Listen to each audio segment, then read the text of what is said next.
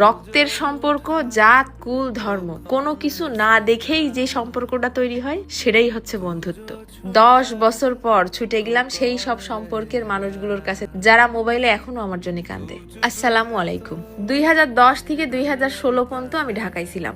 বহু মানুষ দেখেছি রে বুন্ডি, যাদের মধ্যে আবার 2-1 জন বন্ধুরূপী সাপও ছিল। বাস্তব অভিজ্ঞতা থেকে বলতেছি, এক জীবনে সবাইরে বন্ধু ভাবা যায় না, কারণ সবাই বন্ধু হওয়ার যোগ্য না। বন্ধু হতে হলে একজন আরেকজনের দোষ ভুলগুলোরে মাটি দিয়া শিখতে হয়, জীবন থেকে নিয়ে শিক্ষায়। এখন আর কাউরে বন্ধু বানাই না। আমি জায়গাটার নাম বলতেছি না, তবে আশেপাশে যারা আছে তারা হয়তো বিল্ডিংটা দেখলেই চিনতে পারবে। আমি এই বিল্ডিং এর 4 তলায় 6 বছর ছিলাম। আমি একটা কথা খুবই মনে প্রাণে বিশ্বাস করি, একজন ভালো বন্ধু হচ্ছে হীরার মতো, যে 100 বছর কাদার তলে চাপা পড়ে থাকলেও উঠোয় নিয়ে একবার ধুয়ে মুছে পরিষ্কার করলেই ব্যাস আবার চকচক করে। এই যে ভিডিওতে যারা দেখা যাচ্ছে, এই মানুষটা এত সুন্দর, এত সুন্দর।